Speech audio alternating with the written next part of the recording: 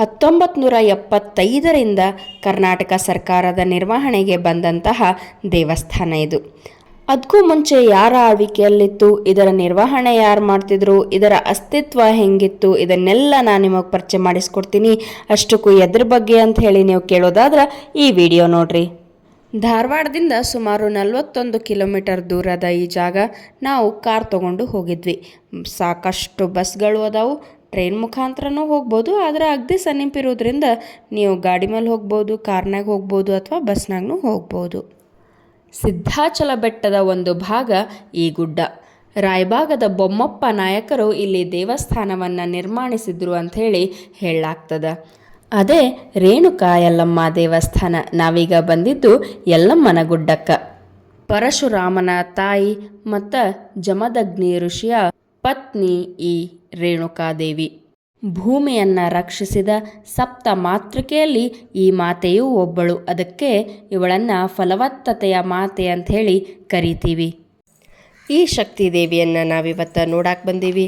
ಬರ್ರಿ ದರ್ಶನ ಮಾಡ್ಕೊಂಡು ಬರೋಣಂತ. ಹುಟ್ಟಿ ಬಂದೆ ಯಲ್ಲಮ್ಮನಾಗಿ, ನಿನ್ನ ಮದುವೆಯ ಮಾಡಿ ಕೊಟ್ಟಾರವ್ವ ಜಾಮದಗ್ನಿಗೆ. ಇದನ್ನು ನೀವು ಕೇಳಿರ್ಬೋದು. ಇದು ಒಂದು ದೊಡ್ಡ ಚರಿತ್ರೆನೇ ಇದೆ ಯಲ್ಲಮ್ಮ ದೇವಿದು ಈ ಹಾಡಿನೊಳಗೆ. ಕೇಳಿಲ್ಲ ಅಂದರೂ ಒಂದ್ಸತಿ ಕೇಳಿ ನೋಡ್ರಿ.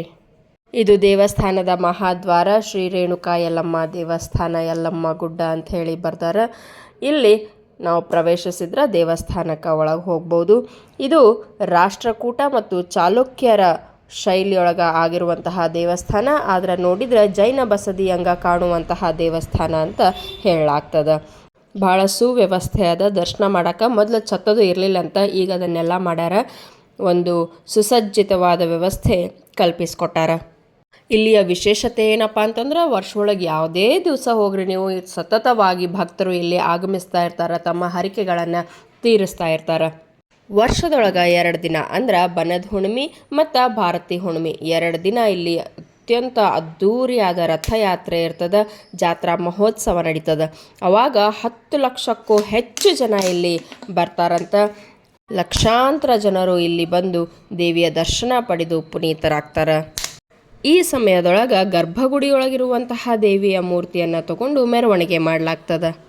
8ನೇ ಶತಮಾನದ ಮಧ್ಯದಿಂದ 11ನೇ ಶತಮಾನದ ಅಂತ್ಯದವರೆಗೂ ಇದು ದೇವಾಲಯ ಅಸ್ತಿತ್ವದಲ್ಲೇ ಇತ್ತು. ಅವಾಗಿನಿಂದ ಇಲ್ಲಿವರೆಗೂ ಅದು ಪೂಜಿಸ್ತಾ ಬಂದದ ಅಂಥೇಳಿ ಹೇಳಲಾಗ್ತದೆ. ಚಾಲುಕ್ಯರು ಮತ್ತು ರಾಷ್ಟ್ರಕೂಟರು ಇದನ್ನು ಆಳಿದ್ರು ಅಂಥೇಳಿ ಪುರಾವೆಗಳಿಂದ ತಿಳಿದು ಬರ್ತದೆ. ಮುಂದೆ ಇದು ಕರ್ನಾಟಕ ಸರ್ಕಾರದ ನಿರ್ವಹಣೆಯೊಳಗೆ ಬರ್ತದೆ. ಅಲ್ಲಿಂದ ಇಲ್ಲಿವರೆಗೂ ಪೂಜಾ ಕಾರ್ಯಗಳು, ವಿಧಿವಿಧಾನಗಳು ಮಾಡ್ಕೋತಾ ಬಂದಾರ. ಇದರ ವ್ಯವಸ್ಥೆಯನ್ನು ಮಾಡ್ತಾ ಬಂದಾರ. ನೀವು ಸಹ ನೋಡಿಲ್ಲ ಅಂತಂದ್ರೆ ಒಂದು ಸತಿ ಸೌದತ್ತಿಗೆ ಅವಶ್ಯವಾಗಿ ಭೇಟಿ ಕೊಡ್ರಿ. ಎಲ್ಲರ ತಾಯಿ ಯಲ್ಲಮ್ಮ ಅಂಥೇಳಿ ಹೇಳ್ತಾರೆ. ಹಾಗಾಗಿ ಎಲ್ಲರೂ ದರ್ಶನವನ್ನು ಪಡೀರಿ. ಒಂದು ಸಲನಾದರೂ ಜೀವನದೊಳಗೆ ಈ ರೇಣುಕಾ ಯಲ್ಲಮ್ಮ ತಾಯಿಯ ದರ್ಶನವನ್ನು ಪಡಿಲೇಬೇಕು. ಹಾಗೂ ಇಲ್ಲಿ ಬಂದು ಒಂದು ದಿವಸ ಇದ್ರೂ ಒಳ್ಳೆಯದೇ. ಇಲ್ಲಿ ಒಂದು ಕುಂಡ ಅದ, ಅಲ್ಲಿ ಸ್ನಾನ ಮಾಡಿ ದೇವರ ದರ್ಶನ ಪಡೆದ್ರೆ ಭಾಳ ಪವಿತ್ರ ಅಂಥೇಳಿ ಹೇಳಲಾಗ್ತದೆ. ಯಾವುದೇ ಚರ್ಮ ರೋಗ ಇದ್ರೆ ಹೋಗ್ತದಂತ. ಮತ್ತು ನಾವು ಏನೇ ಹರಕೆ ಬೇಡ್ಕೊಂಡ್ರು ತಾಯಿ ಯಲ್ಲಮ್ಮ ಹರಿಸ್ತಾಳ, ಅದನ್ನು ಪೂರೈಸ್ತಾಳ ಅಂಥೇಳಿ ನಂಬಿಕೆ ಅದ. ಇದು ಇವತ್ತಿನ ಸಂಚಿಕೆ. ಉಧೋ ಉಧೋ ಯಲ್ಲಮ್ಮ. ನೀವು ನೋಡ್ತಾ ಇದ್ದೀರಿ ಮನೀಷಾ ನರೇಟ್ಸ್. ಮತ್ತು ಮುಂದಿನ ಸಂಚಿಕೆಯೊಳಗೆ ಸಿಗೋಣಂತ. ಅಲ್ಲಿವರೆಗೂ ನಮಸ್ಕಾರ. ಶೇರ್, ಕಮೆಂಟ್, ಲೈಕ್ ಮಾಡಿರಿ ಹಾಗೂ ಸಬ್ಸ್ಕ್ರೈಬ್ ಮಾಡಿರಿ. ಧನ್ಯವಾದಗಳು.